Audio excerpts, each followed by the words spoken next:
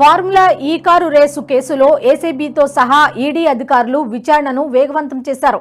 ఇప్పటికే ఫార్ములా ఈ car race కంపెనీలు 55 కోట్ల లావాదేవీలు, స్పాన్సర్షిప్ కంపెనీల వివరాలను సైతం ఏసీబీ సేకరించింది. ఈ మేరకు కేసులో కీలక నిందితులుగా ఉన్న మాజీ మంత్రి, BRS working president KTR, IAS Arvind Kumar, HMDA మాజీ సీఈ బిఎల్ఎన్ రెడ్డికి నోటీసులు ఇచ్చే అవకాశం ఉందట.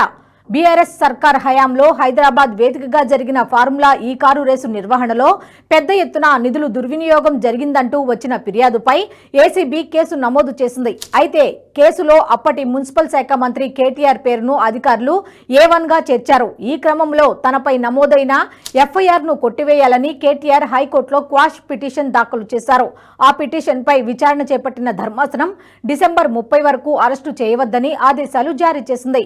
ప్రొసీజర్ ప్రకారం నోటీసులు ఇచ్చి విచారణ చేపట్టాలని సూచించింది. దీంతో ఈ కేసులో కీలక నిందితులకు నోటీసులు ఇచ్చే అవకాశం ఉందని తెలుస్తోంది.